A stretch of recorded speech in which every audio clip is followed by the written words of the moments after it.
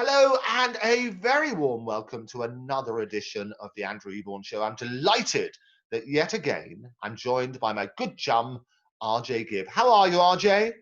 I'm wonderful, Andrew. How are you? I am incredible. I love all this glorious, glorious stuff. And talk about glorious stuff. The media at the moment worldwide has gone crazy about an interview that you, RJ Gibb, gave. Tell me about the context of that interview. What interview? No, I mean, okay. I was approached, and the guy I know the guy. He's a lovely guy, and he's very well intentioned. But the newspaper or the publication or the magazine or whatever you want to call it that he works for has always been known to be slightly economical, or maybe call it poetic license. But no, we're veterans of that, the Gibbs. So, it would have surprised me if it didn't happen. So yeah, it's. I liked the piece actually, except for because it was all true except for about 4 points, and as you know, I discussed with you these 4 points previously, but we can talk a little bit about that. Which because I mean there was some ambiguity in there about some of the things that were said, but there was also. Yeah. I think maybe to put it in context, RJ, it's always interesting when journalists phone up and you're inundated with requests because of all the exciting things that we're doing at the moment and all sorts of anniversaries and all sorts of things happening, which we'll come on to. Yeah. But the thrust of your first invitation to give the interview was about the acetates, wasn't it? That's right. That's right. It was to talk about the vinyls that the new color vinyls that have been released by Capitol. Great story. I love that. Fantastic story. So tell us about that. That was the purpose of the call, yeah? Selling out. The journalist I was talking to said, he had tried to get hold of when he said it's impossible. But yeah, they've got all these names like Sunshine Yellow. Red, white, and blue for Independence Day. It's got to be good. Having been in the purple has become very red. Absolutely, it's got to be good. But they love that, and it's a great story because it's a new way of introducing people, introducing the music to a new audience, but also shining a spotlight on some maybe unforgotten or things which shouldn't be unforgotten.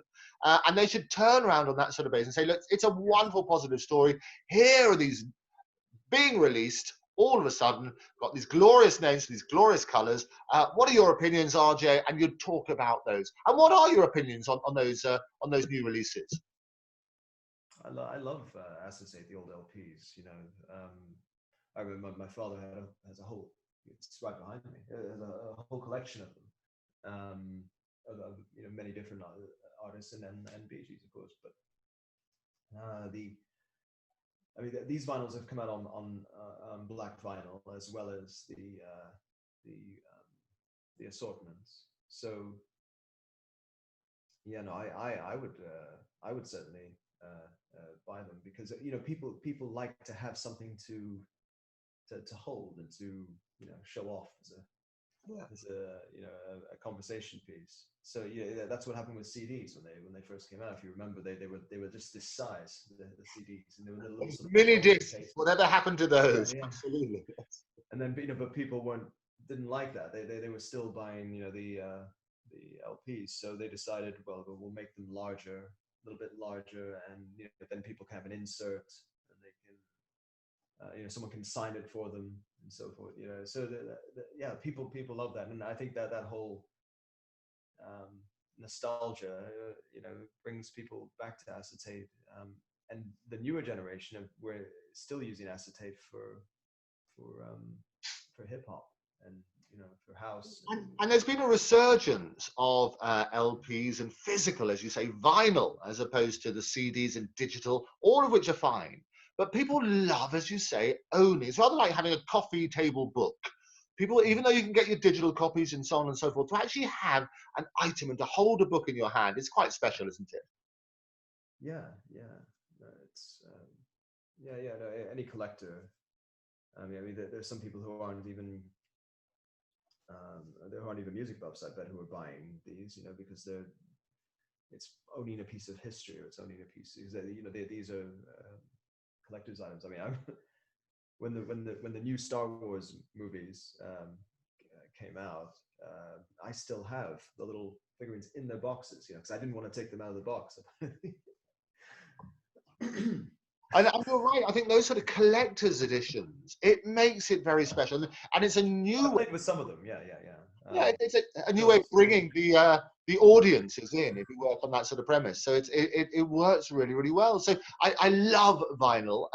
You and I, we were down on Denmark Street, Tin Pan Alley, just the other day, filming for all sorts of exciting things of which we'll discuss later.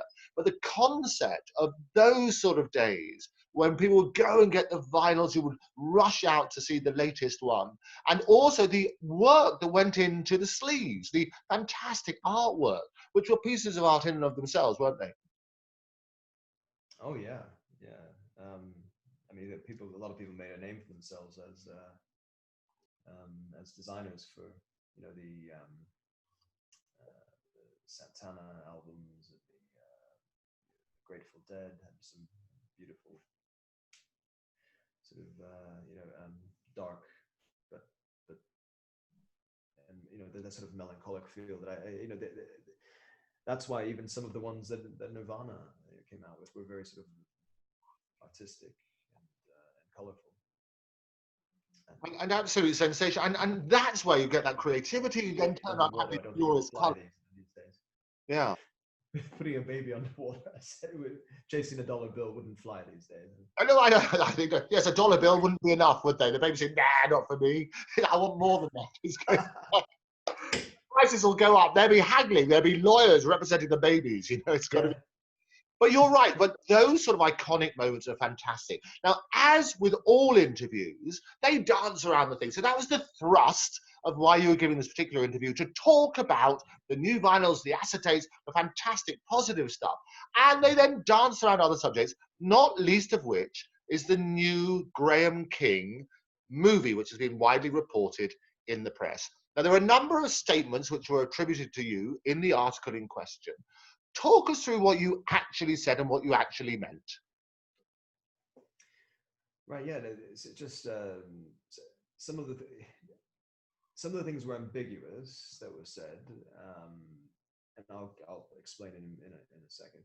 And others were they basically implied that I'm working firsthand with Graham King in LA, or Yeah, we were rather hoping it was Stephen King. You can do another It. That was fantastic. It's really worthwhile. I mean, the thing is, and this is I've said this to many journalists and friends, that the whole family is in dialogue with the producers, because of course they're going to be doing even more interviews later to get all the different sides, and and one of the things that is true in there, as I said, that I think personally it would be good to have all the successes and the pitfalls, all the warts and all, to use an exact quote. But yeah, the ambiguous part that I mentioned was because it didn't say that Rami Malek had been approached per se, but it was very vague and used language that implied that he could have been, or he's and that Bradley, of course, Cooper had the only thing I talked about with the journalist was that Bradley, of course, Bradley Cooper had been approached to play Barry, which everybody knows, but and that he hadn't come back with an answer, as far as I know. I mean, if he has, it hasn't been told to the family, or at least this side of the family. But yeah. We've I just didn't like. I liked the article in some ways, and it was just these four sort of points, and that point, they could have been a lot more specific. Like, for instance, they said, which is actually the second thing that I was concerned about, but it ties in, was that I had said that while sitting with Graham King and then the squad at the to down at Paramount Studios, or Spielberg on the right. We're all sitting there He together. prefers to sit on the left normally, doesn't Socially he? distanced. Like Anton Deck. It's, you've got to work out which side he sits. Spielberg and King. It's the Anton Deck of Hollywood. We love it. And that I, was pounding my fist on a table and saying, I think that this should happen in the film, or this should happen in the film. And by the way, it might be nicer than Rami Malek, please. But how are those things about the lighting we were just talking about? They were saying that I injected. He used the word injected. So Yeah. it's like that I had injected into the actually it was me telling him apparently that I had injected Rami's name into the conversation, and it could have been. There's so many other things, so many other ways that don't sound sort of shifty and devious. It could have sounded more like yeah. I had discussions with No, him. well, and I know, putting this in context, because you and I, having seen Bohemian Rhapsody, we thought, what a talented actor Remy is. A fantastically versatile, and he's been the villain in all sorts of things, and he wonderfully talented. And you said to me that he reminded you of your father in certain times, and that's the sort of context. Uncanny. It was uncanny. I mean, when I first, because I went to see it in the theaters, as most people. I think you went to see it. Was it 9 times? Was it? At least 10. And Stephen was sat next to me, and we were discussing it. Yeah, absolutely. So it was. We saw it several times. It's a fantastic movie. The family loved it. Bohemian Rhapsody, a glorious, glorious production. So yes, definitely what we've seen many, many times. Yeah, no, I had a chill run up my spine as soon as he came on screen. I thought, oh my! It struck me. He looks like my father in the Massachusetts days, or in the the Saved by the Bell. And the first thing I started to joke. He had the hair and the wonky teeth.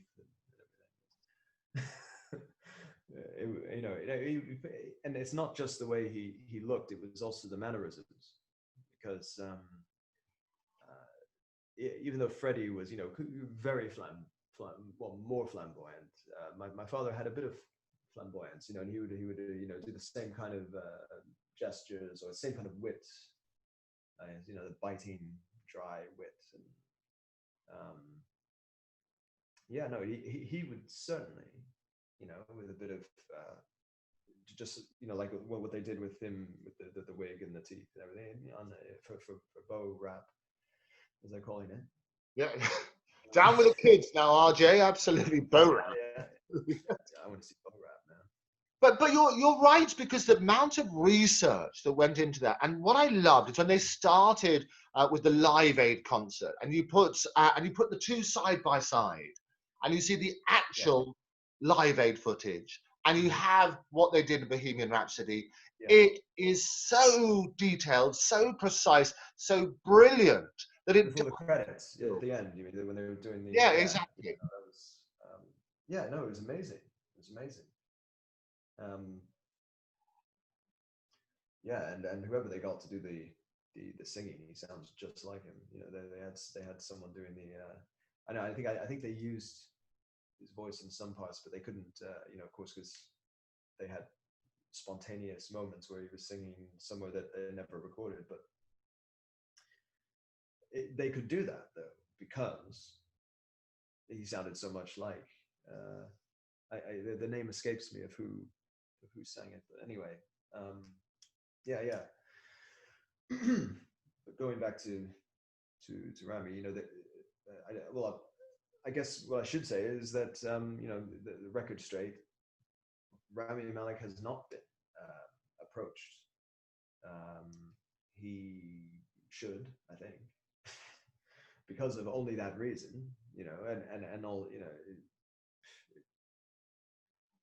in all honesty, I think, yeah, I think, you know, that he looks like him and he can act like him, and I think that's what we need. And of course, you know, he was involved with Bo Rap. That's another bonus. And Bradley, I think also would be great for Barry. You know, he's a great actor, like Bradley, and And that's the point, isn't it? It was you talking to a journalist and said, all these interviews, they always go all over the place. We know that's what happens. And we so spoke often, about the vinyls for like an hour. We spoke, yeah, but yeah, many things. And we'll talk about some of the other stuff you spoke about as well. It's really important. But that's what happens. The focus was supposed to be on the acetates. We then start talking about, or you start talking about Rami Malek, and because you talk about the movie and obviously that sort of interest and views, which you've expressed to me, we've talked about it as well, about Rami and how great he is as an actor and how many characteristics, which if he were to be asked to do it, you would think that'd be fantastic. But there are lots of other people and so on and so forth. It wasn't you taking Graham King gently by the throat and saying, you must have Rami.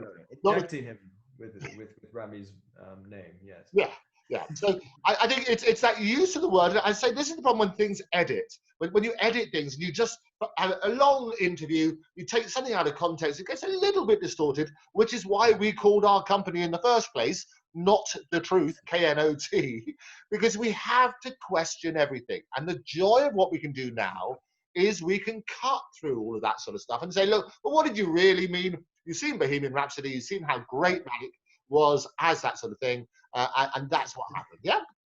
At the end of the day, if it's not hurting, you know, anybody's image or their, you know, it's not a assassination of character or anything.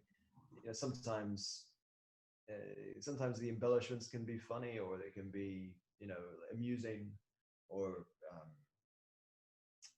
you know, they as some might say, you know, don't let the truth get in the way of a good story.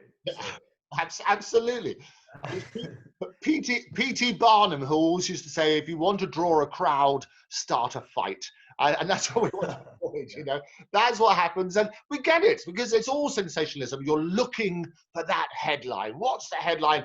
R.J. Gibb injects this name. It's got to be that headline, as opposed to what really happened and putting it in context. And this is your view based on that. And there are lots of really, really talented actors out there who would be brilliant, and I'm sure would equally get your support as appropriate. Yeah. No, I think the article could have definitely been longer, and it could have included a lot more of the wonderful things we were talking about. But you know, I really like the guy. He's a good guy. In fact, I even spoke to him about, you know, possibly doing some stuff in the future, like where we talk with him if we need like a journalist's opinion or Yeah. something on. Well, I think you were telling me he even offered. He so loved some of the other stuff that you're doing, and we'll talk about that as well, because to put that in context, that he wanted to not just do that, but support it and give the oxygen of publicity to lots of these other activities which are there. So let's touch on some of those then. What else did you speak about in the interview? Yeah, well, one of the things I really wanted to talk about was the wonderful products that we're going to be bringing out under KTT. Of course, yeah, as we were just saying, you know, it started as a media company and you know, we've used it like that way. We've had, you know, live music. We've been involved in television and making small films and so forth. And this foray into e-commerce, which is perfectly timed, I think, and it wasn't even because of the horrible pandemic has been visited upon us, but it was like serendipity, really. It came at a perfect time, because then we can afford people what they need for because even though lockdown is coming to a wind down in other places, it's still going on. I mean, it's still strong in a lot of places around the world, and even in places where it is, like winding down. I hate to be at quotations, but yeah. Normally when people do that, they do that afterwards, don't they? You've got to work on that something. But you're right. Really? But take us back a little bit, Arjun, just to set it in context, because a lot of people know about KTT and Not the Truth. Just for the benefit of the one or two who may not know about Not the Truth KTT, tell us how it all started and the various activities that we're looking at.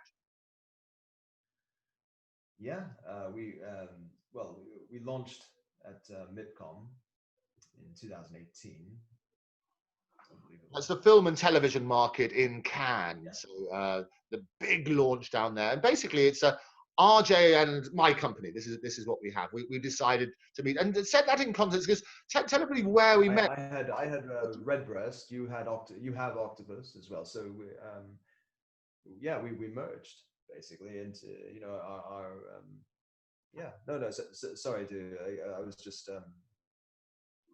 there's a bit of a lag sometimes. Oh no, I know it's yes, that bit of a lag. He always gets in. You know what he's like. It's got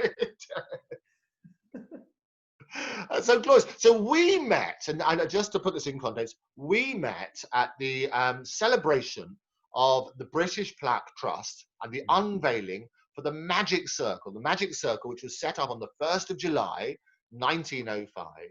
And we had a big gathering with the rich, the famous, magicians, entertainers, celebrities from around the world flew in to what used to be Pinoli's restaurant on Wardour Street to see the unveiling of this blue plaque, which was unveiled by Dynamo. And you were there with Duino, and we had Mike Reed there, and Ian Friedman, and David Berglas, all those different people. And we started talking. David Berglas, I mean, he was one of my, one of the guys that I looked up to when I got into mentalism.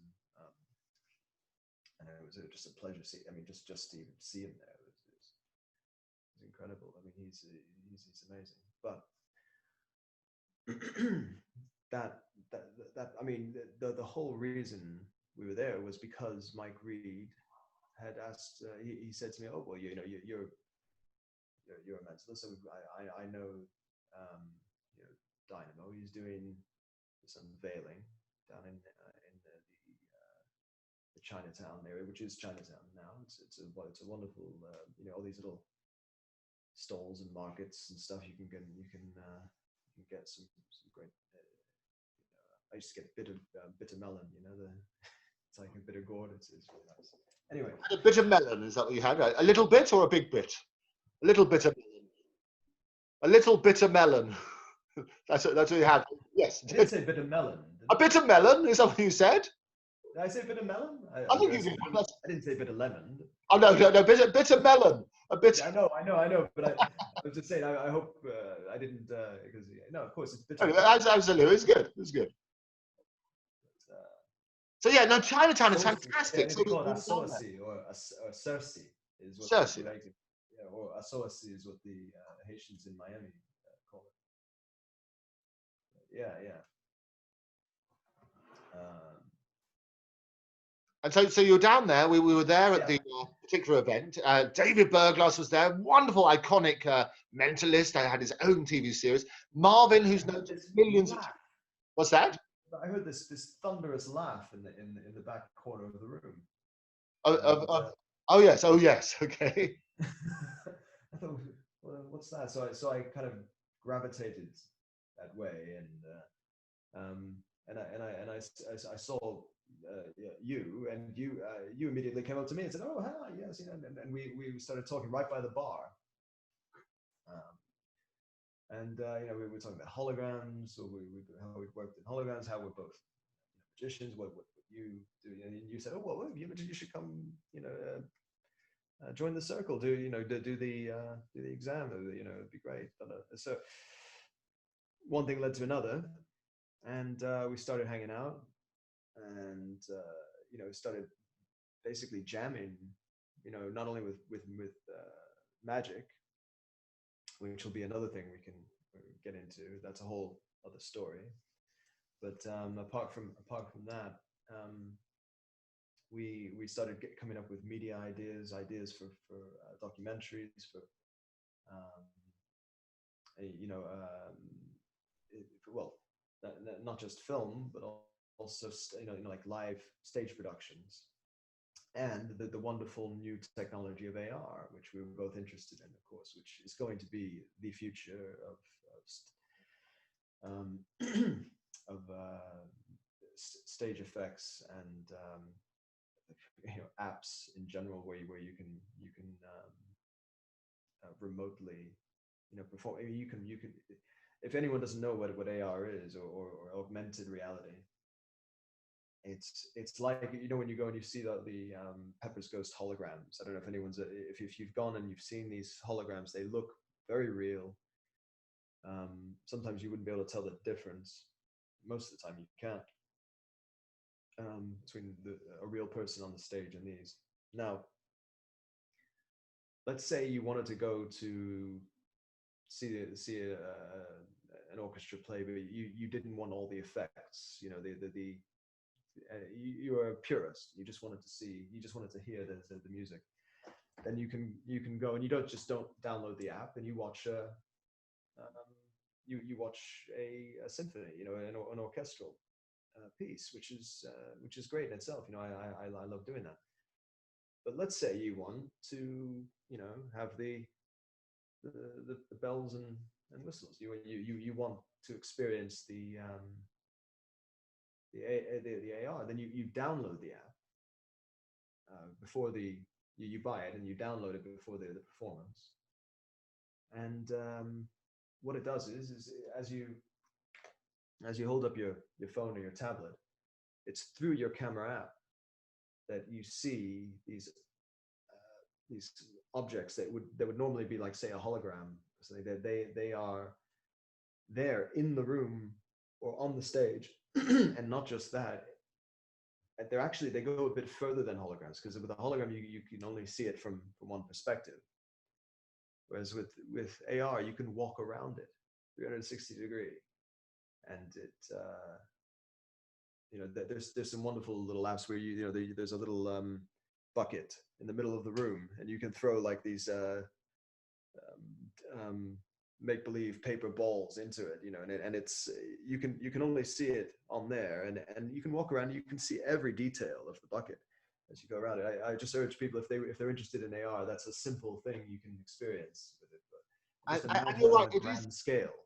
it's quite extraordinary about the advances in technology and what's happening. And you're right, we looked at one aspect where we're saying, okay, let's look at what we can do with holograms, where people can see and feel as though you're really there. And we can mix hologram recreations with live musicians. So people get the experience of maybe seeing somebody who's no longer with us, and they can get to feel that sort of all the senses being played with. In addition to new technologies, you say, we're looking at AI in terms of production and how that can speed up that production, looking at augmented reality, as you say, how you can enhance the experience for those who want it. So really, really fascinating areas. Other things we've been looking at is obviously building on the fantastic legacy. Talk to me a bit more about that. About the releases. Yeah. That was another thing. I mean, I spoke about all of this, and that's what should have filled out the article. But it was just these small little segues that got printed. So it's it's a shame, really, because I mentioned that, of course, apart from my own material that I'll be releasing this year, there's also unheard material, which a lot of fans have been asking, about unheard material, and there is, and it's either stuff that I wrote along with my father, or stuff he just wrote by himself, that I have voice recordings of, and they're him singing either to music or a cappella.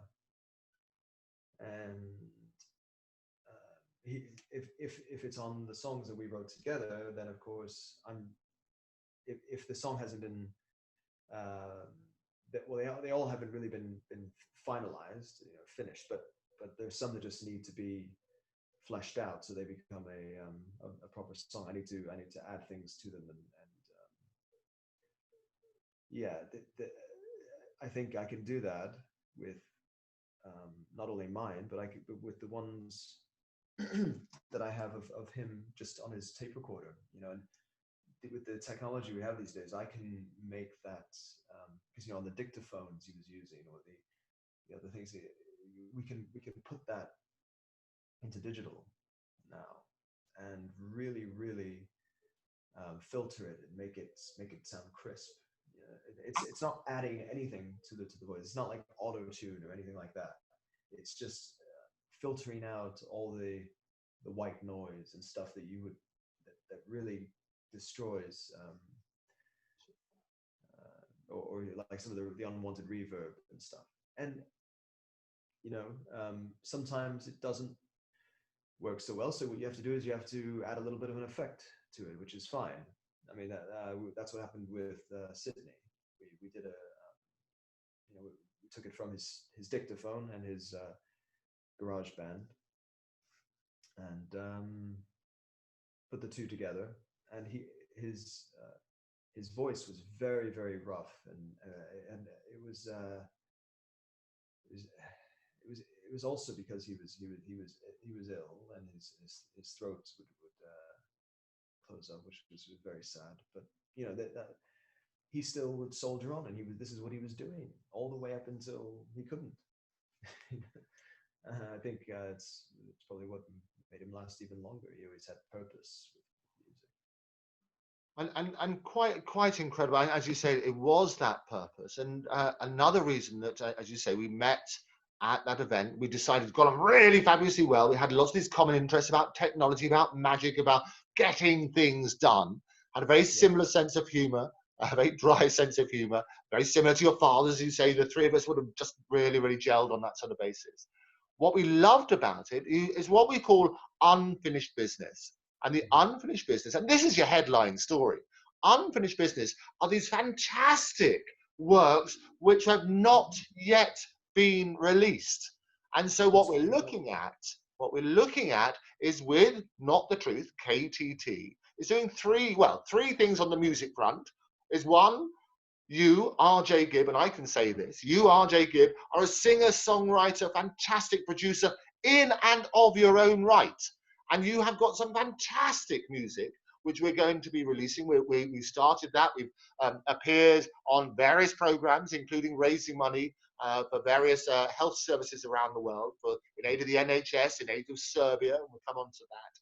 You are a brilliant singer-songwriter and also producer, and we have those tracks. We also have covering the music of your uncles, the Bee Gees, and also of your father, and we'll come on to that.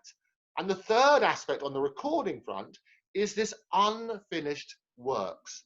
And this is really exciting as well, where you've got works which your father had been working on right up until the very end, which through technology and through the skill set that you have, will be able to release.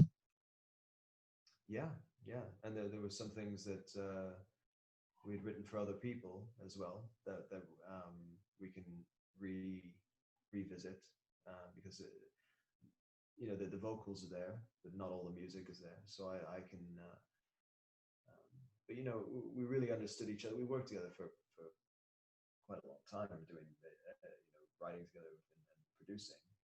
So I understand, the 2 years that we spent on the Requiem as well. You really, you start to, there's a sort of symbiosis that starts to happen, because of course you have to understand how the other person creates, and which I did know before from being in the studio and such, but not as in depth as that. You start to see little nuances and different methods and so forth. It's extraordinary, really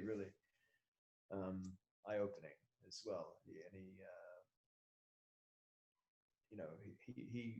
he this is a guy who knew no music theory whatsoever, played completely by ear, and yet he would just play chords, and he would be able to compose just wonderful melodies, and you don't need. In fact, he was worried about learning theory, that it might start dictating what the way he's writing, or he might become conscious of a certain note, and so forth. So he just wanted them to be sounds, and whatever sounds good is good. That's kind of his ethos as well with everything. Is that he's the kind of guy that would have gone into a shop, like let's say we were in I don't know, you have Marks and Spencer's, or like a chemist, and he saw some trinket or some bracelet or some or anything, and he liked it, he would get it, because or if he thought it looked good, he would get. It didn't matter if it was made by the biggest name out there. He just cared about. I guess the way you could sum it up is, if it looks or sounds good, if it looks or sounds great, then it is great. And this was applied to music in a way that how this is going back to the theory as well, that there's lots of things like laws that people follow in music, especially classical music, and they don't want to break those rules. And I had this with the choir as well, when we were great guys, the choir, the RSVP voices, but they were always worried about, are you sure we should be singing that way? Maybe we should bring it down, bring it down a couple of notes, or bring it down a half note, and just to follow the norm, but sometimes a discord, or sometimes something. There are these little melodies as well that are just they happen fleetingly, and you have to be able to hear them. And in the end, after we said no, because we said no, we need you to do this. We need you to sing it this way. At the end, the finished product, they said, "My gosh, yeah, no, you were right. Sounds amazing." He would just break the boundaries of musical production and composition.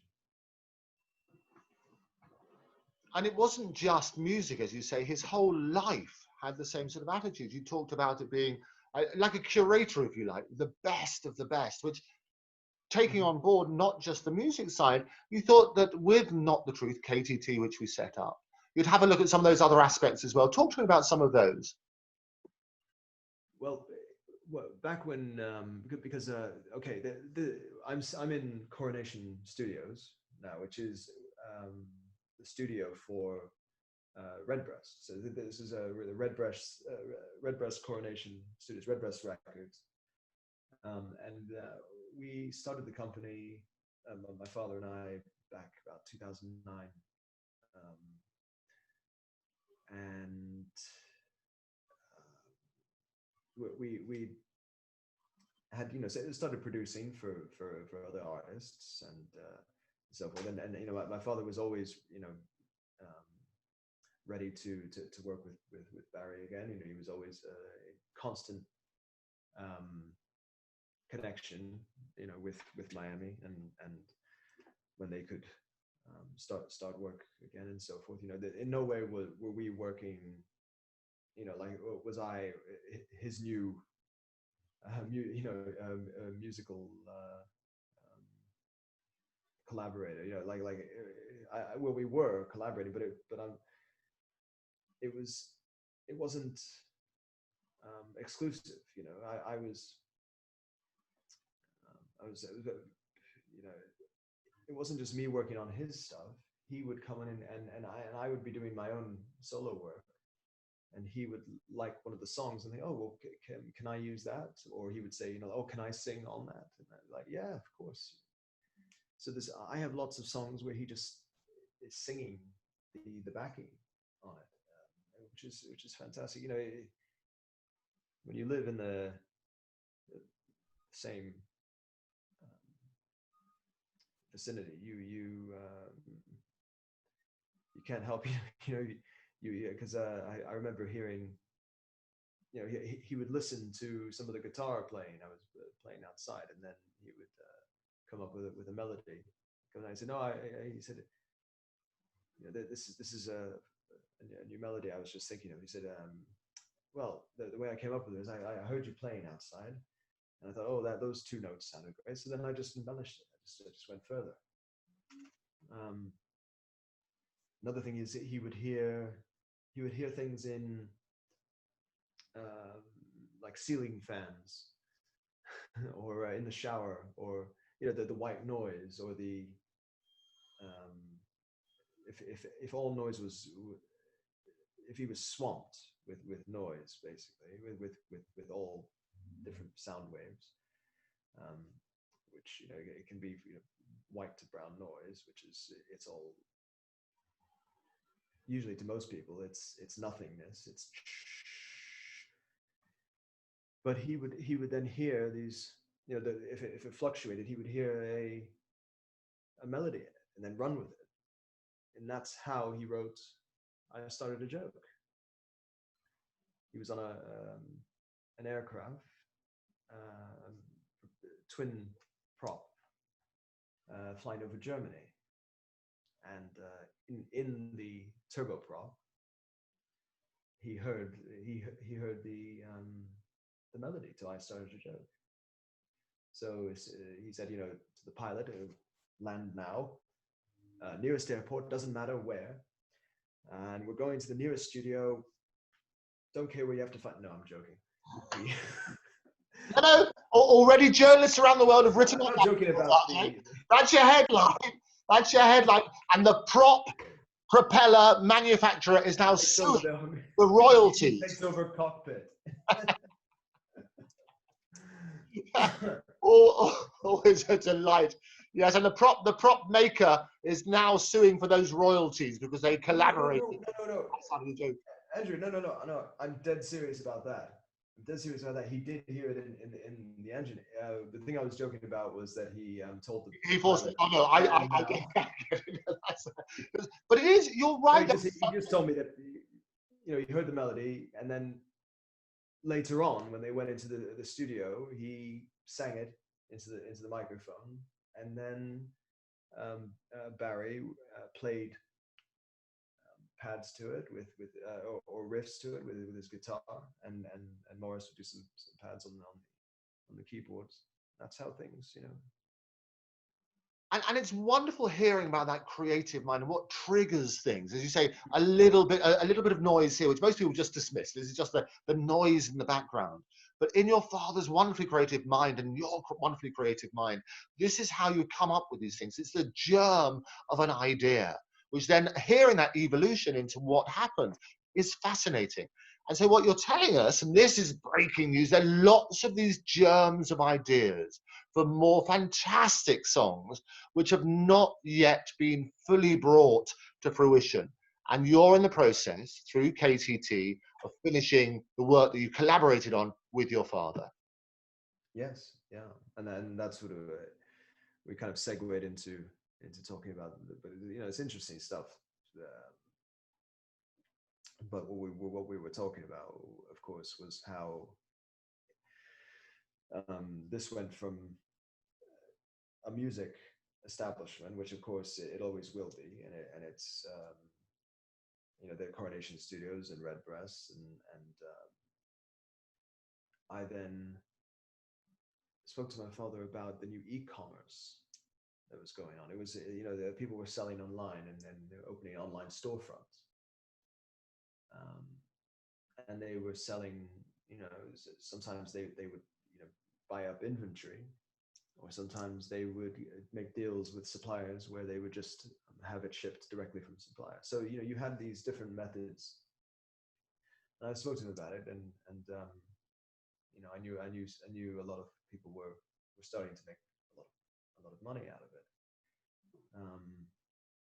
So, you know, we had always, my father and I had always had a love of you know, fine things, good food, not necessarily rich foods, but yes, some gourmet foods. Some of the Michelin star places are amazing, and but then there's also, you know, the small Italian eateries that you know, the mamas and pop run places that are just unbeatable and amazing. You know, there's all these kinds of foods, and a lot of them you'll find are getting their produce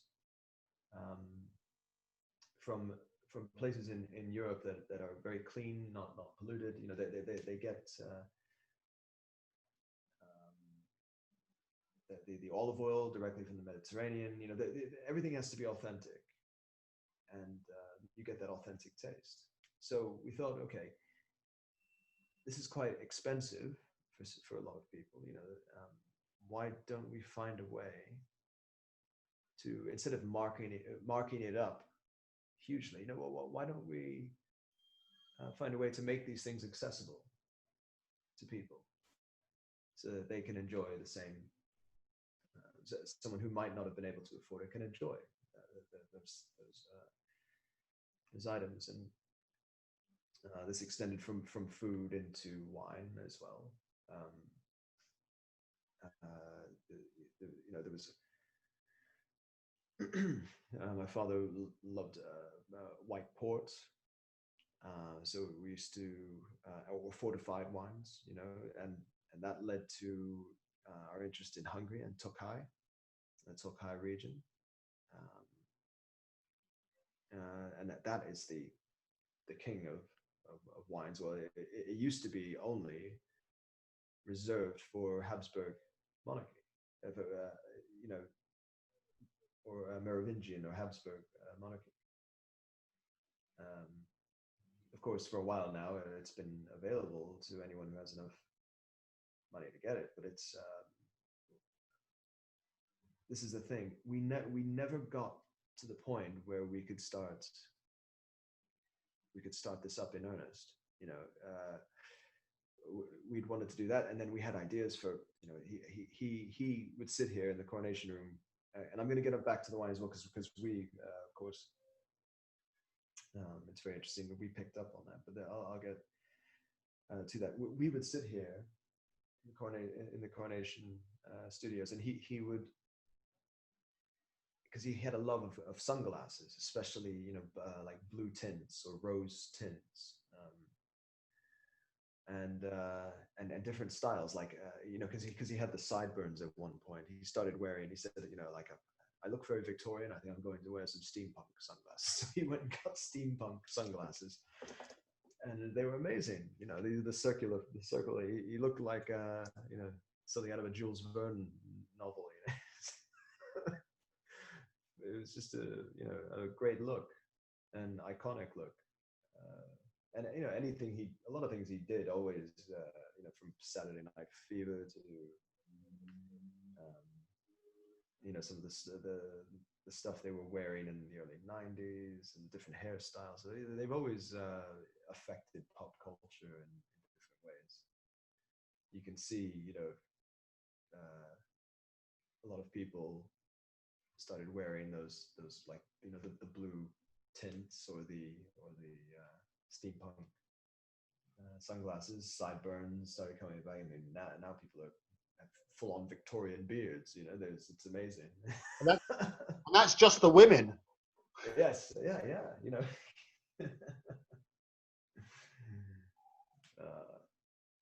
But you're right. So it was that sort of side. So you started to discuss e-commerce with him, and he was, as you said before, rather like a curator. He wanted to bring the best of his own life's experience, and both of your life's experience, and things that you discovered, not necessarily the highest price or whatever it is, but to try and make it accessible for many people. So as a result, you started looking at those product ranges.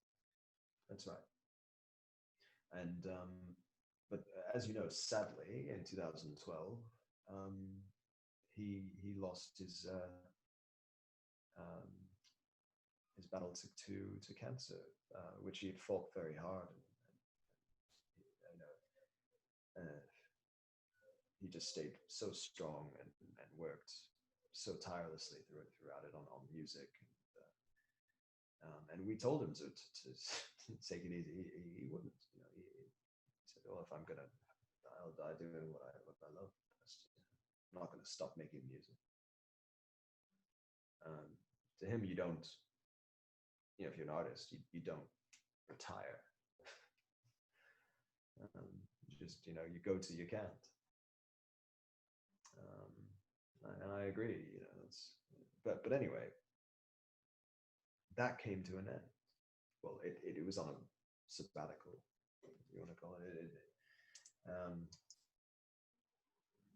And it wasn't until, of course, I met you that we started talking about e-commerce again. And I know you have an eBay kind of, and I had one, and we were saying, oh well, what can we sell on eBay, and then, you know, something that we can really help people with. You know, if people are in lockdown, they need comfortable clothing, or we'll provide, and not just comfort clothing or leisure wear. You know, it's stuff that's really stylish, nice, but affordable. You know, and comfortable. A lot of comfortable things are not that stylish, you know, but you can look good and, you know, in lockdown and and feel good, and that's quite important to a lot of people, of course. So you've got that side of it, and then of course we thought about games, and, you know, the boredom busting. It's fantastic. I think we were talking about you even you just came out with it. You said, oh, but you know, people, we should call it boredom buster. We love this is where we're so, because we understand the media and you're going for the headlines. So what's the sort of classic is that you want to get these sort of wonderful words. It's like the all the little babies are going to be called sort of quarantine, that sort of thing. Yes.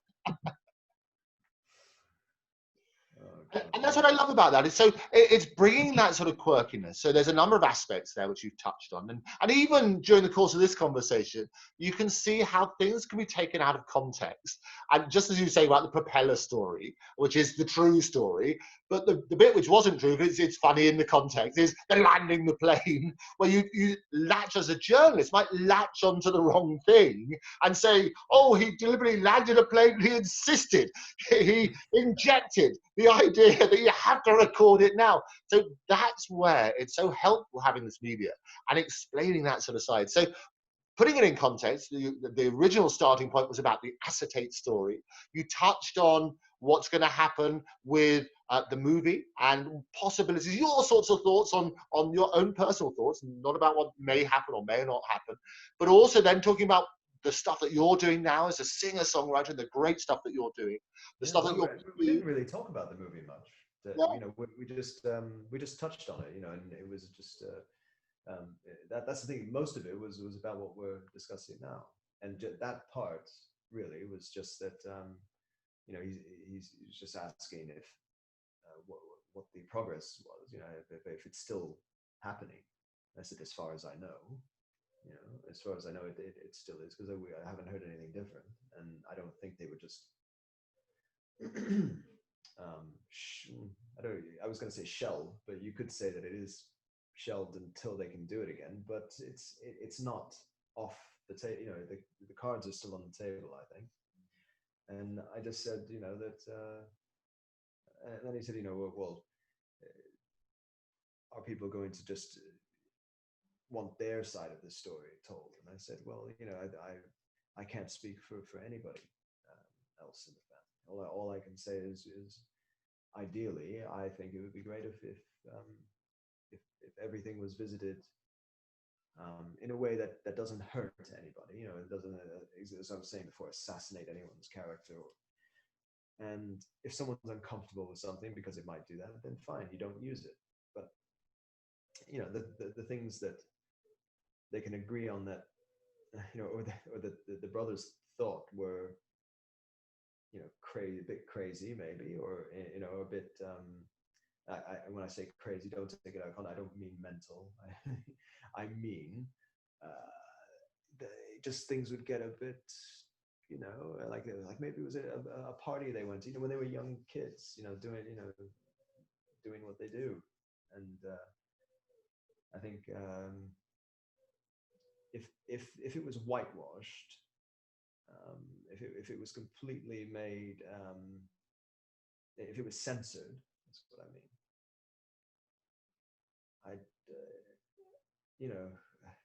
It wouldn't be doing the story justice, because it's such a rich story. It's such a rich story, and so many amazing stories and anecdotes to relate. And that's the sad thing about my father not being here as well, is because he was an encyclopedia of the music industry, as well as his own music. He loved Roy Orbison, Elvis, the Beatles. How some artists, they just disappear into themselves, and they just they almost become sort of like they see other artists as competition, or that they're if anyone listens to the whole world should only listen to my music, that's it, but no, my father was completely the opposite. He used to listen. We used to sit and in between doing things, he was sitting there playing all the different, because he loved with the internet, YouTube, that you could and this is he was like, God, we shouldn't be doing this, because of course he was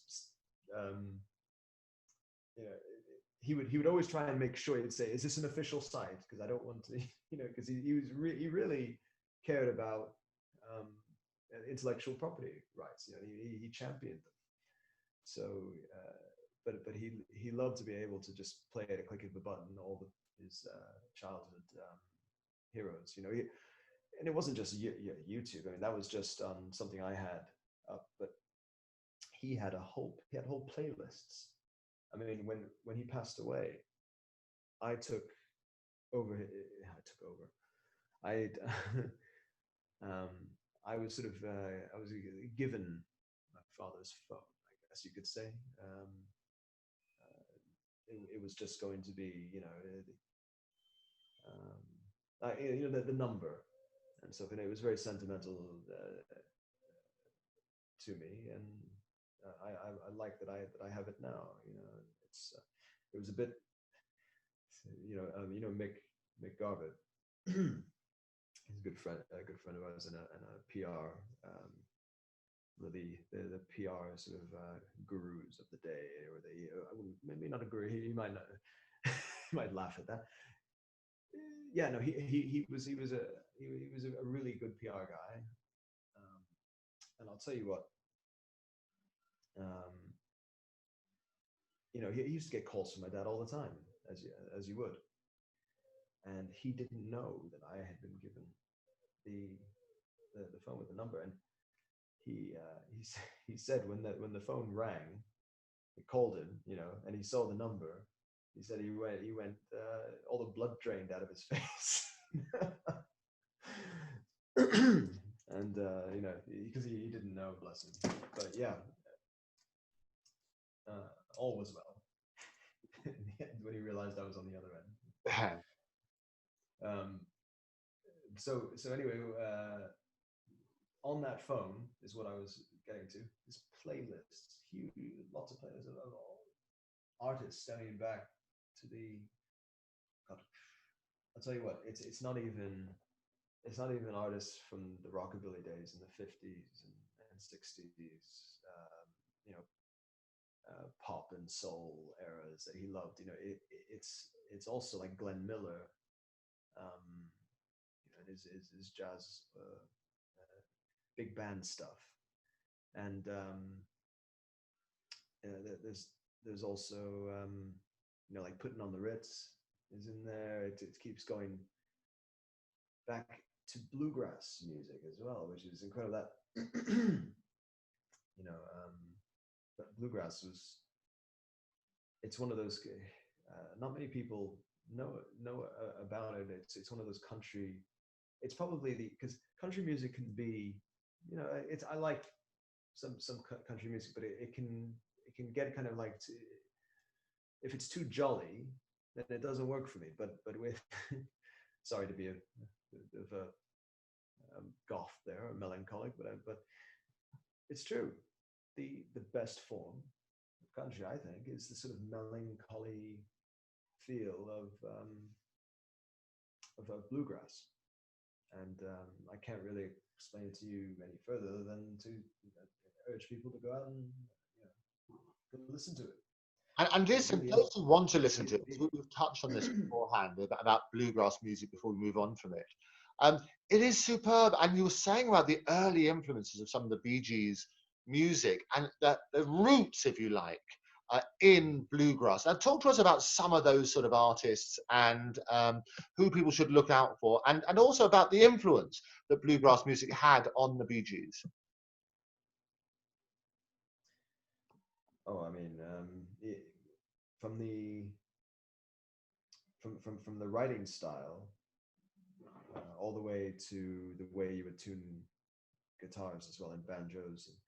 And, I mean, what they used to use as well was a T-chest bass, which in the US there used to be a wash basin bass, or a bucket bass. You know, it's just it's an upturned bucket with a hole drilled in the center, and you have a string, and the thinner but sturdier, you know, it still has to be sturdy, but the thinner the better. But you can even use just a normal rope.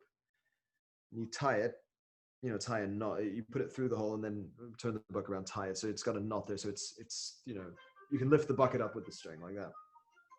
Then you get a pole and you tie it to the top of it, and you tie the pole to the side of the bucket, and as you move it, as you pluck it, it's a one string, as you pluck it, it's a bass. It's a simple bass, and this was used, in the deep South, all the way up through into the rockabilly era. But it's amazing that it made its way all the way over to Manchester, where the boys used it in their skiffle band. They put together a skiffle band, which we were just talking about Lonnie Donegan the other day. He's one of the skiffle greats of Britain. And so the one of their childhood friends was the T-chest bass player. But that is something that has come from gets its roots in the deep South. And banjos as well are another thing that influence, like the open string tuning guitars. There's actually a bit of Hawaiian influence, which is strange. I think Barry recounted is that one of his neighbors had taught him the open string tuning of the guitar, and he's played like that ever since. It's a very unique style. But with bluegrass, I mean, the people to listen is Bill Monroe. Bill Monroe is one of the all stars. Earl Scruggs.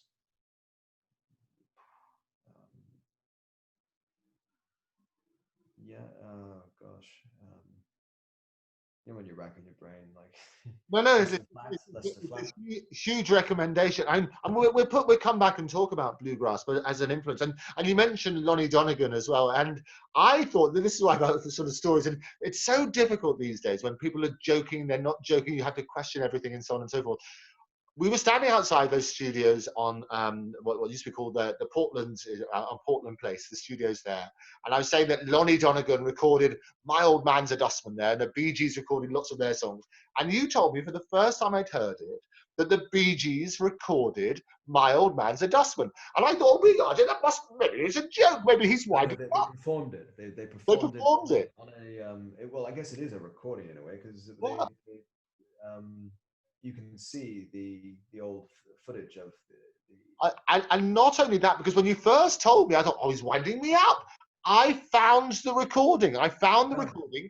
It was 1963. The Bee wow. Gees did. They performed My Old Man's a Dustman. So glorious. But this is what it's a classic example, RJ, as you say, well, two things. One of the depth and breadth of the musical influences and the fantastic taste, all the way from bluegrass to Lonnie Donegan and all the bits and pieces in between. Also, it's a fantastic example of how in the media you have to question everything. Because sometimes when you think, well, is he winding me up? Is it a true story? Is that the sort of stuff? And this is how, even in the course of today, in our little chat today, you can see how people take a little nugget and say, well, does that make sense? Maybe that's the headline. So you can then turn around. It's rather similar to why we set up Not the Truth in the first place. We set it up to question everything. And we always say, get your news from many different sources. So in the same way as we will turn around as a family, we'll look at the BBC, we'll look at ITV, go over to Sky, look at Al Jazeera, look at Russia Today, because somewhere between all of those versions of events, the truth will lie. And what we Yeah, like, you have to what we compare. like is directly sourced, evidence-based journalism, which is why we can use this platform. We can talk directly. It's your words. They're not taken out of context. We know when you're joking, you say this is what happens and so on and so forth. But we can also then make sure that everything is accurately reported. Because so often, the problem with the world today is about lack of communication, isn't it? Yeah, but you see, I've got Sputnik on my phone, and at the same time, right next to it, I've got the Evening Standard. So they're all popping up in my feed. So I have all these different and so many publications I've subscribed to, so that I can get that sort of I can make up my own mind. Exactly what you're saying. You have to have all the information. There's so many people that are partisan, that they want to believe so much. If they're left wing or they're right wing, or they want to believe so much in their ideology that they will adhere to a news station they know is only going to spout propaganda for that side, because it's like it scratches that itch. That's what they want. They want that to be the truth, so they will it, and that's where they gravitate towards yes men. It's kind of like yes men, isn't it? It's people who tell you what you want to hear.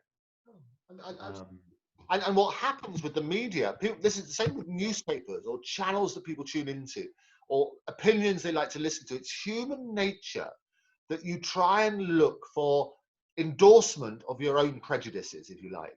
So what happens is the newspaper you'll read will confirm your view of the world. Nowadays, we're drowning in a sea of information, 99.9% of which is false. So you can back up any opinion, any view on any subject if you don't question everything. And what you and I want to do is to look at some of these great stories that have abounded the world, all these conspiracy theories and so on and so forth, and let's shine a spotlight. We want more light, shine light, less heat on all of these subjects. And your story, the catalyst of our conversation today, is a prime example. What started as a really positive story about let's talk about acetate. You made a couple of comments about the movie, which are personal opinions, we get that. It got a bit twisted, a bit distorted in the telling, maybe no ill intent, but it got distorted in the telling. And so to have the opportunity to come on and just clarify all the different areas was really quite important, isn't it? Yeah. It's like I was just thinking now. Yeah, if I said anything about some of the articles we've thought about writing, like the moonshot article, which visits how some people have conspiracy theories about whether the lunar landings were real, or whether they were done filmed in a I'd say Area 50, Area 51. Now, me saying that, you can just imagine by tomorrow or maybe the next day, we're flat earthers suddenly in the papers. It somehow jumps to a conspiracy theories. He didn't believe in the moon landings. He must be this and that, and it oh, if he doesn't believe in the lunar landings, he must not believe there's even a moon up there, or maybe it's just a hologram, and this is just a flat disk. This is this is what happens, and I just saw that whole chain of events happening in my head, and probably saying that now, if a journalist picks up on it, if I hadn't said what I've just said now, I can guarantee you that would have happened. We know, because we've been involved in the media for a long time, we know how the media works and how things can get manipulated and distorted and taken out of context. Well, what's real, what's a joke, because we both have mischievous sense of humour, which we love. When we're joking, if that's misinterpreted as a fact, I always say look at intention. If you're not sure of something, question everything. A good friend of mine, who I went to school with, was a guy called Nick Pope, who's been on the programme. Nick Pope worked for the government for 21 years in the Ministry of Defence. He's most famous for being the real-life Fox Mulder. So he is the person who was engaged by the government to investigate UFOs. World famous. He's a world famous person on conspiracy theories. And we had a great chat about all this sort of things and the common sort of element. No, UFOs are definitely real. See, now by saying that, I'm going to be someone who has met space aliens or something. It's but no, there are, even the U.S. government, which for years was not agreeing that they're not saying there are aliens, but they're saying that there are things in the skies that are moving too fast and can do turns that would kill a man with the G-force. And these have been filmed by F-16 pilots who followed the things and filmed them. And those were kept under wraps for years. I mean, there's so many people over the years in the Air Force who have either been silenced or have been treated like a madman when they came out with what they'd seen. There's this whole sort of censorship, about that, and it's why? I mean, it's not. I mean, I can understand maybe hundreds of years ago if it was going to affect a whole belief system and everything hinged on that belief system, yeah. But it's no longer the case. I think people could handle it if they let's say they were to release information that they had secret meetings with aliens and so forth.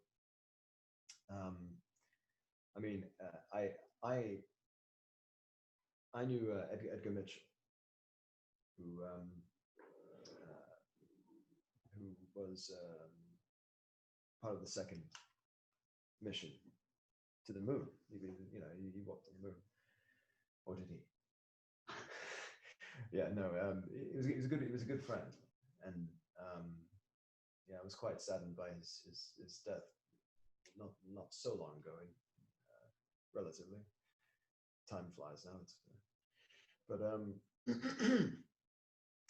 I had some amazing conversations with him and about the things he had seen to do with, like, say, the MK Ultra experiments, the Philadelphia experiments that were done in connection with that,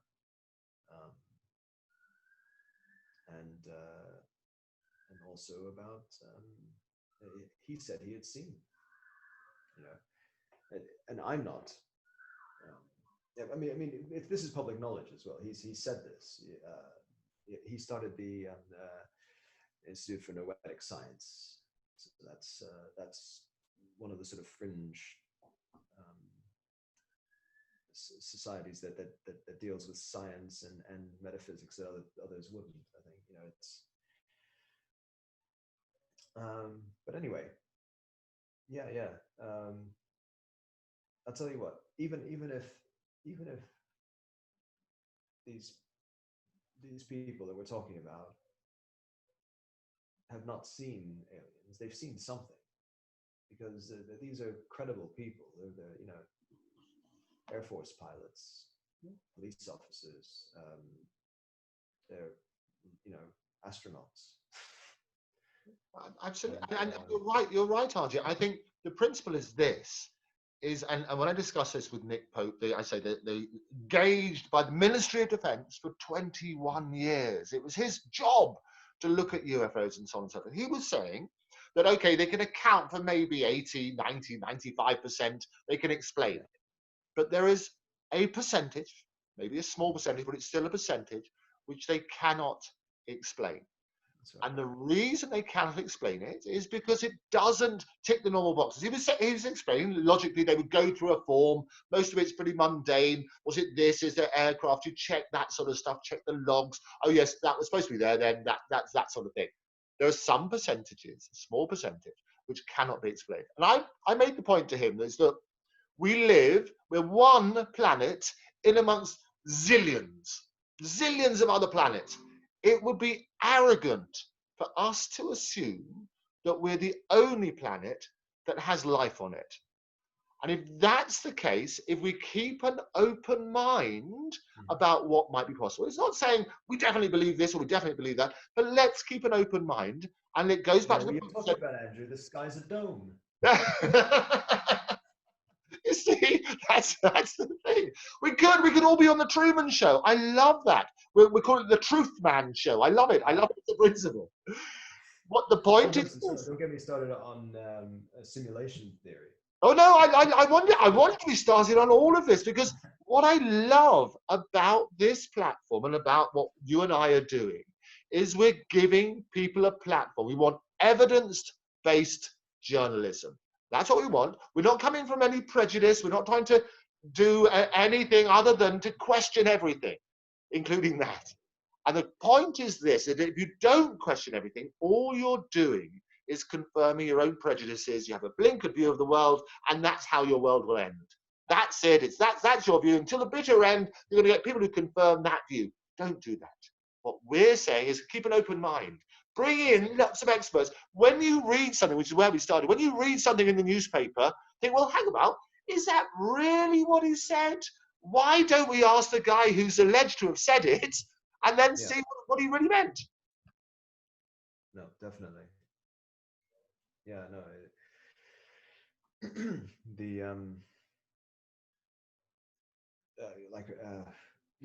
Well, one thing we can talk about that I can segue into is in earnest is about well, first I study quantum mechanics. I do, but we can tell the world. So fill it in on the context. What does that mean for a lot of people? I've told them before, I think. Them. Them. It's our one viewer in Bognor Regis. Nice to see you again. How are you? Yes, you. I don't like it when you point at them in Bognor. always enjoy. But yeah, it's simulation theory is a philosophical. I study quantum mechanics, and there's a whole bunch of philosophical arguments that go along with that have to do with the histories the path of a particle takes, and if it even has those histories at all. Is it spread out like a wave? It's a wave function spread out, and does it collapse to one point without traversing the space in between? So it's like having a probability wave and then suddenly a particle something. And these experiments, like the double slit or the double hole experiment, some people call it, were a prime example of that. And I'm not going to go into all that whole experiment now. If you want to know about it, look up the double slit experiment or double hole experiment. It's very interesting. But that and quantum entanglement, where you if you mix two particles' wave functions, they become inextricable. They are undivided over space and time. It doesn't matter if they're 2 feet away, or if they're on the other side of the universe, if one is affected, like for instance, if they're observed by bouncing, to observe anything, you're observing anything by bouncing things off of it, like light or matter. So by having anything mingle with this one, it has to suddenly be, like, let's say it's based on spin, where the 2 particles come together. One will have to be spin up, one will have to be spin down. But in quantum mechanics, until observed, until measured, they are in a superposition of states. So they are in many different probable states. It's only when that is measured that this suddenly jumps into, so this becomes, if this becomes this is suddenly this. And it's affected instantaneously without having to travel the speed of light. So it's like space-time, they're really, as far as quantum entanglement is concerned, there is no space. It's almost like everything, there's nothing to traverse. It's the way a Josephson junction works in these computers, where it's called quantum tunneling. It's where an electron is moving through the wire, and they'll put in these things called Josephson junctions instead of resistors. You can use them, and what happens is the particles will some of them will get bounced back, but every once in a while, the wave function of one of them will seep to the other side, and probabilistically, one in every, however many measurements, it's like having a car in the garage, and then suddenly the car's outside the garage, and it hasn't moved, the space in between. And this is how they regulate currents in a lot of transistors, or in a lot of modern transistors, or a lot of silicon chips and other things. It's but what I was getting to is the simulation argument, and that is another philosophical aspect, not of just quantum mechanics, but it's something that I came across while I was studying. And that there's a great philosopher, modern day philosopher called Nick Bostrom, and a lot of these modern philosophers have changed the landscape of like the terminologies as well. Like you used to have Rene Descartes, Descartes, his malign genie or malign genius. It was this. He said, imagine if you had this genie that was making everything you see and feel, taste, everything. It's just making it, conjuring it. How would you know that it's real or not?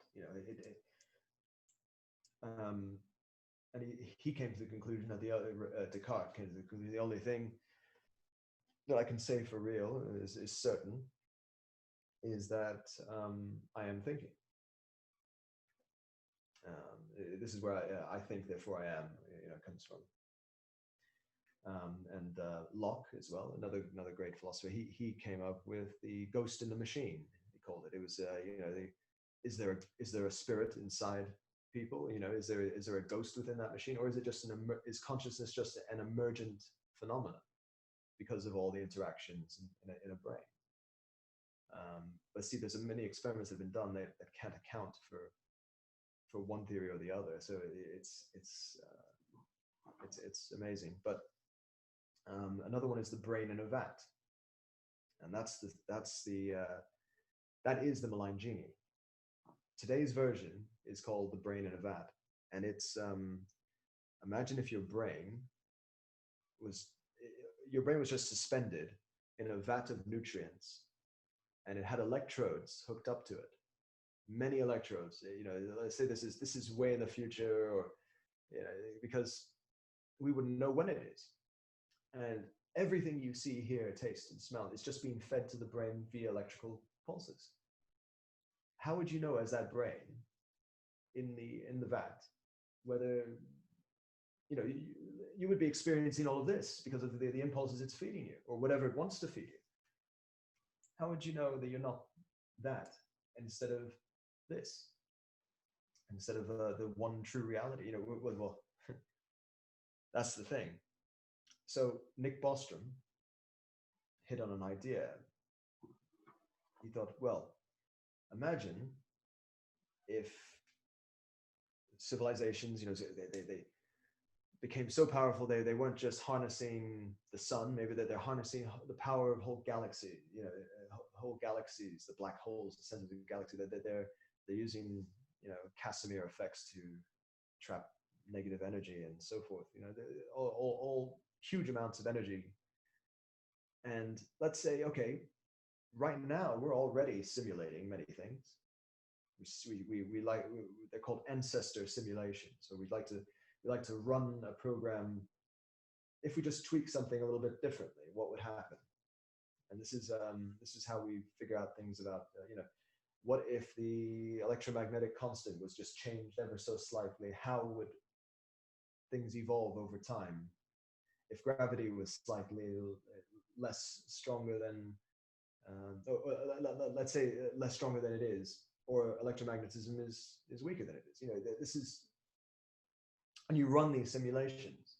But it's not just about that. It's also just, all different types of things you could run. You run whole time periods or whatever you want to, simulate, which they're starting to do very, very well.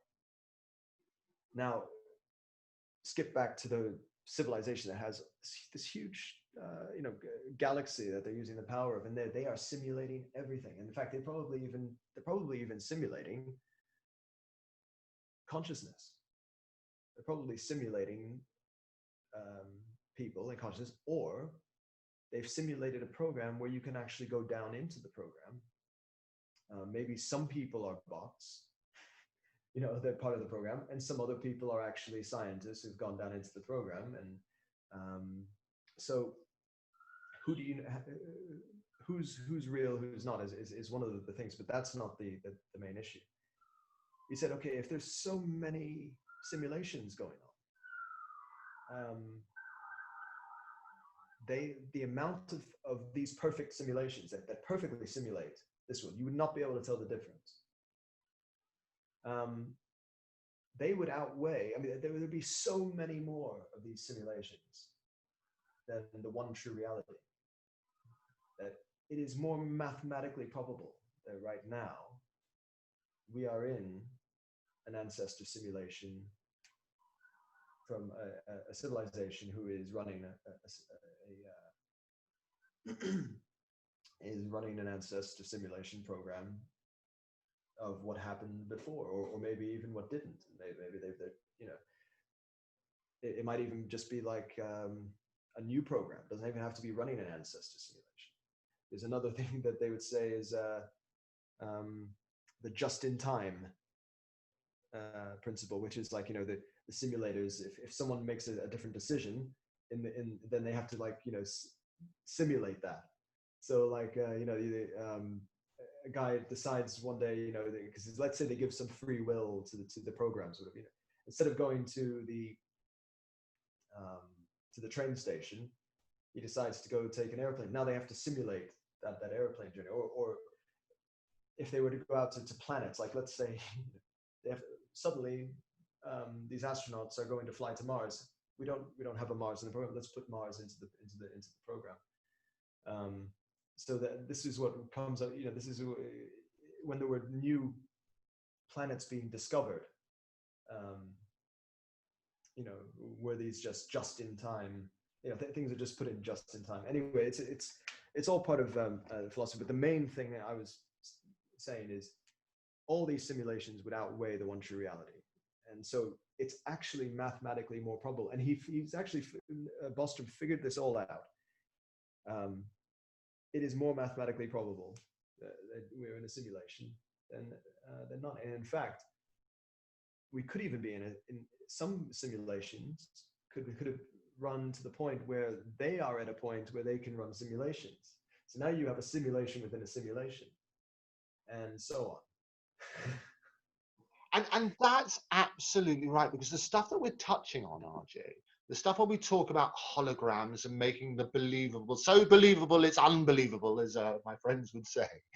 What happens is and I love the idea that Bostrom says it's more likely mathematically likely that we're in a simulation than not, because it then takes away free will. It then takes away certain courses. And you and I have discussed this as a concept beforehand. The whole It thing about also takes away sliding, finality. yeah, the whole thing Because about yeah, how do we know that we can't just be respawned? Or exactly. or we might just wake up. We're a scientist who went in and the memory was Yeah, temporarily taken away so that we could be part of the experiment in a perfect manner. And when we absolutely. come out, we realize we have all the memories we had before. And it was like a vacation. We went for a holiday, you know, And a lifetime holiday.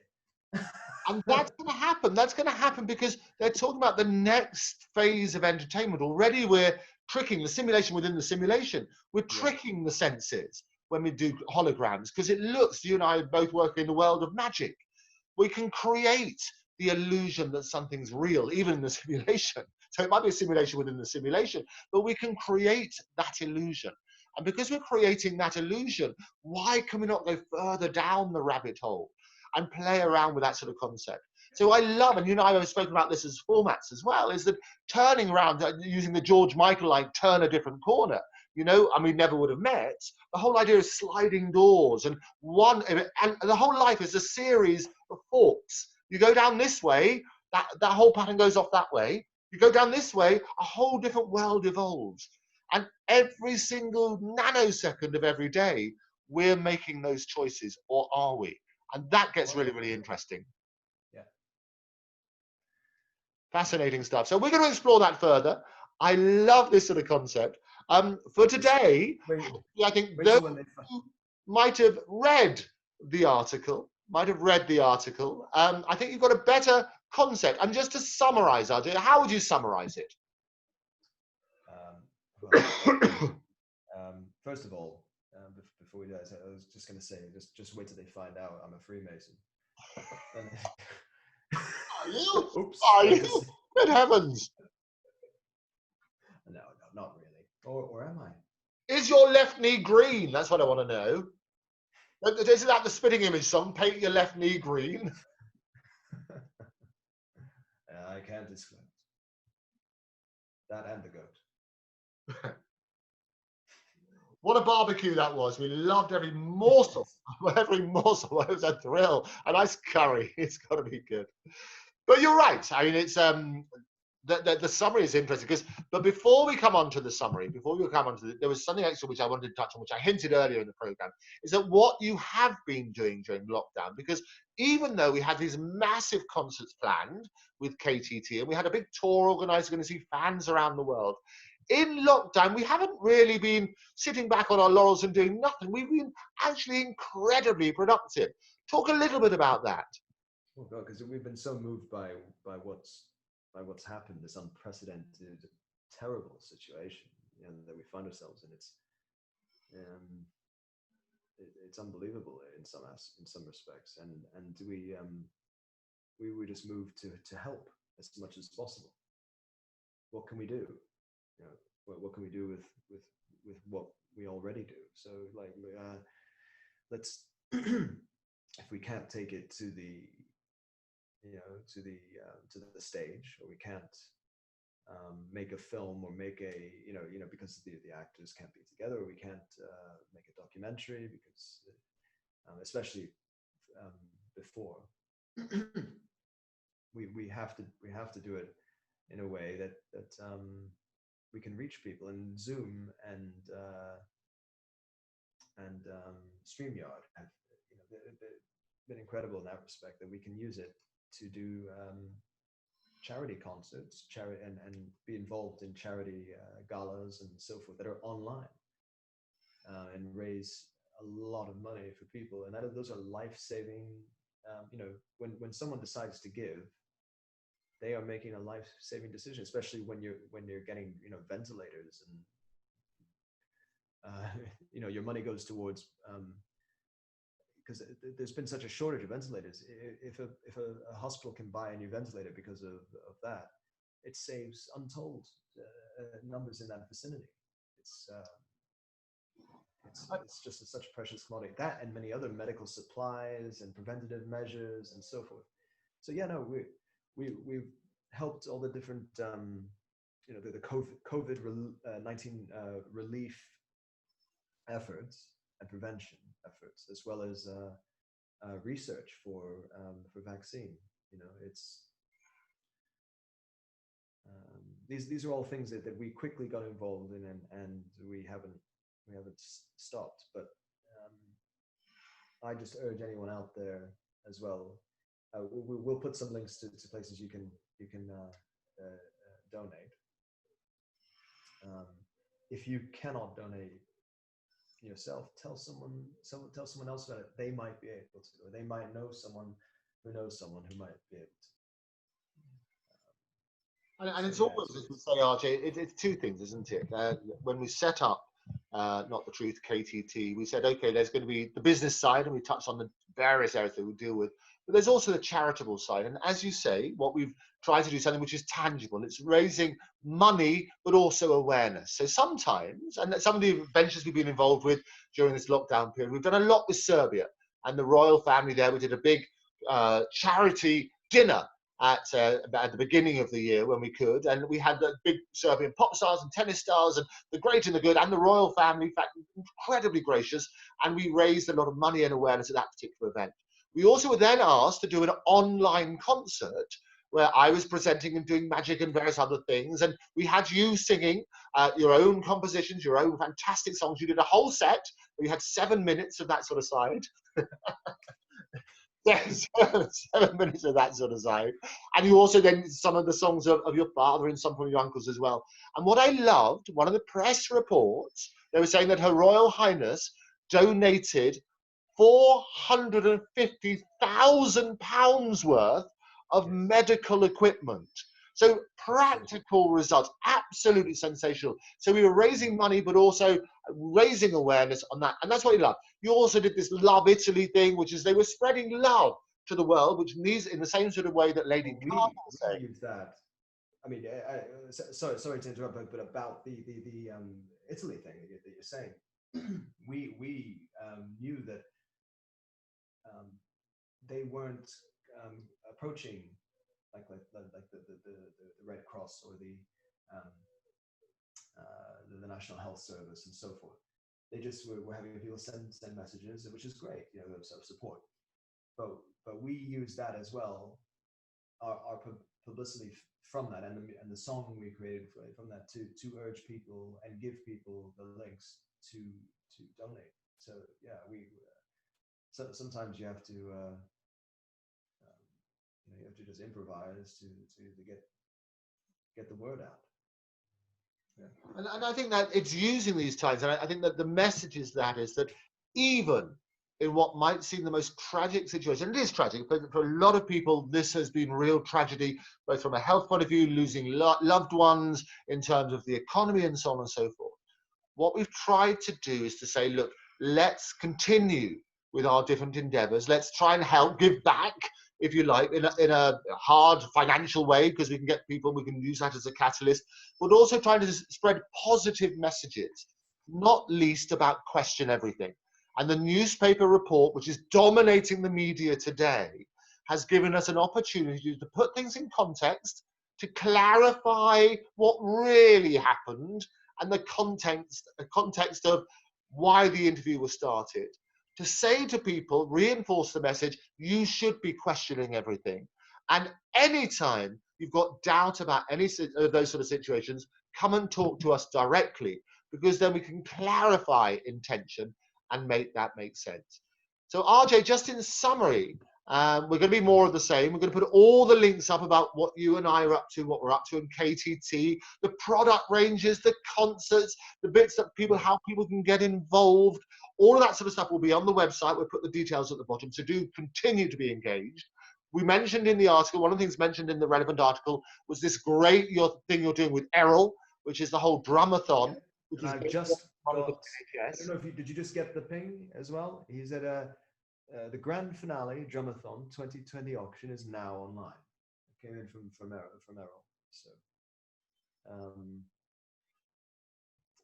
so fantastic. Do look at that, because the drumathon is what Errol did, and you'll see we've done lots of interviews with Errol and with several of the drummers. They drummed for ages and ages and ages. So a non-stop drumming and raising money and awareness for the NHS. Big celebration of that.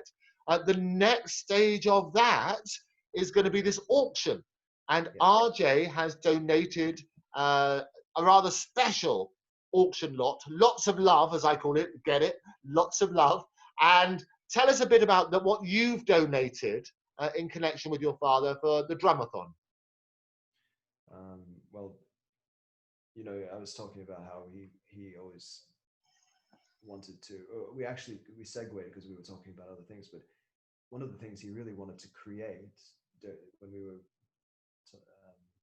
brainstorming for retail products, or actually it was manufacture and sourcing. So you know, we would either manufacture it or source it from the best sources, or mix them together. You know, or market something with another company if it was something we really believed in and got behind.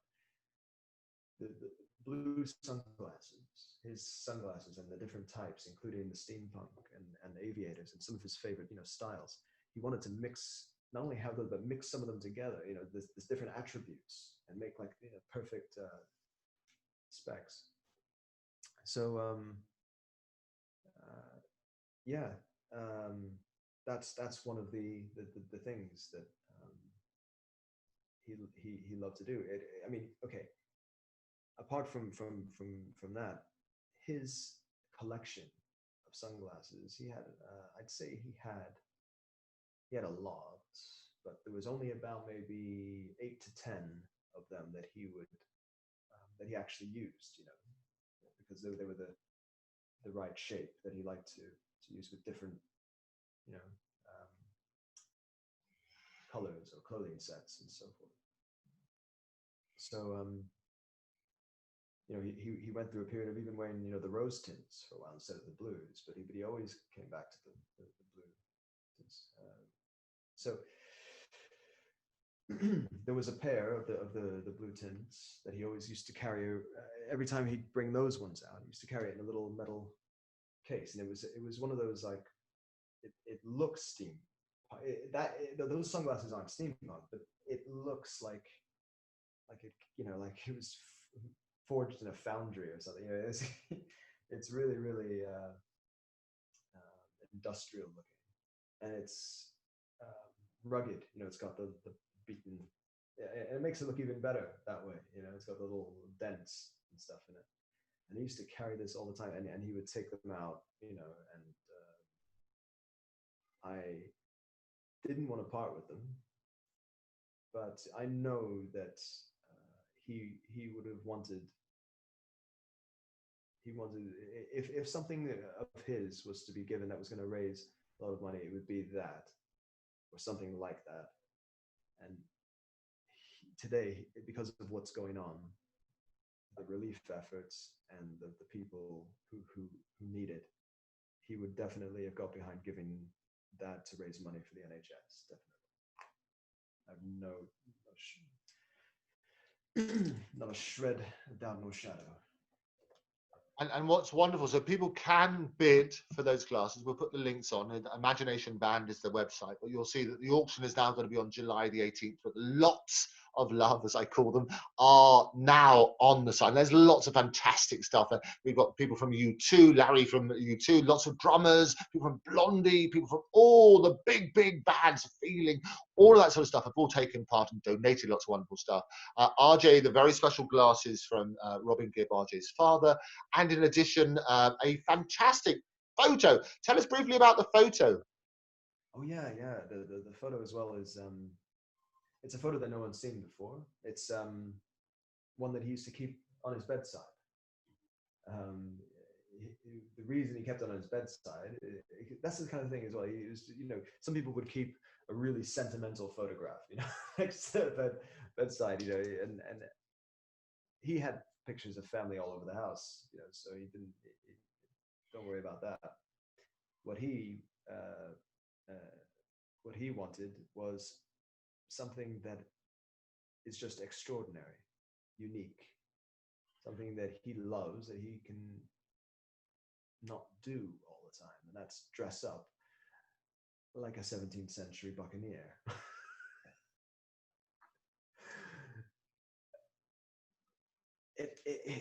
he was going to a fancy dress party, and he had this gold and black, magnificent looking 17th century costume. It all looks very vintage, you know. And he's on the staircase.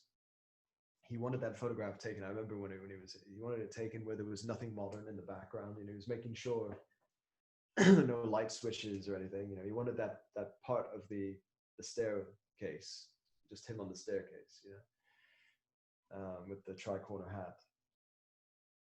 And he cherished it. There's one of my mother also in her, you know, her gown that she had. She went with him to this fancy dress party, and it's been on his bedside for, gosh, you know, up until Errol asked me, you know, what do you got? And I what can you do, you know, to help with the auction, if you have anything of your dad's. And you know, I thought, oh, there's jackets or there's other things, you know. I thought, oh, people are gonna, you know, the sunglasses are iconic now. You know, it's synonymous with him. And I thought, well, what's gonna raise, you know, some money? Is that? And then his cherished photograph, which, if you're a diehard fan, you might know about because it's been hinted at before, but no one has ever seen it. And so now someone can own it, and it'll be in the frame, and yeah, it's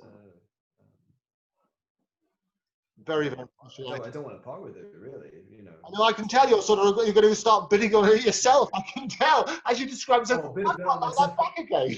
Does it matter? I love it. Money goes to a good cause. It's a fantastic cause. The NHS, the auction is on July the 18th. We'll give you the link, but it's Imagination Band. You can find out details there. And in fact, all of the stuff that we've spoken about, you'll find out details on the KTT website as well. You'll be able to buy the products, find out what RJ's up to, all the new exciting things about the recording release schedule, the unreleased material from his father, and always our view on everything directly sourced. No media manipulation unless it's a little bit of mischief. It's kind of good. RJ, question us, question everything. Question everything, including why. What I love, whenever I say to people, question everything, the clever ones will turn around and say, why? And I thought, that's the spirit, because you've got to work on that basis. Question yourself. Yeah. Question yourself. It's got to be good. It's like I'm a dual citizen. You know, it's 4th of July. So, you know, I'm a rebel in a red coat. I'll take myself out and we'll have a fist fight. We'll see who wins, you know. I love it. RJ, it's been a real delight. Anybody else who would like interviews, you're very, very welcome. Just put it in context, because I think that's really good as well.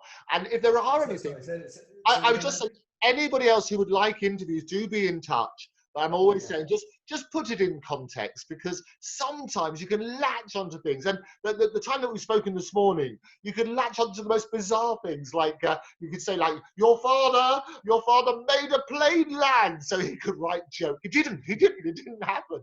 What happens is, put it into context. If in doubt, question, make sure that we source everything directly. And that way is the way for the truth. Any final thoughts, RJ? Yeah, and it's about the article. I just want to reiterate to everyone that the guy who did the article, I think he's a great guy, and I want to do more articles with him and so forth. It's just that I just, as with any article, you know, there's going to be imperfections, and I wanted to just clarify a few things, and that. It sounded kind of like it might be implying that Rami Malek had been approached as well as Bradley Cooper, but really I just told him that I had suggested that he would be a good candidate for it because he looks like him. You know, he at that time when he was younger, and with the same. Similar, but of course it would be more unique makeup for this than he had in Bohemian Rhapsody. But so yeah, Rami Malek, as far as I know, has not, as far as I know, has not been approached. But you know, I hope he is. And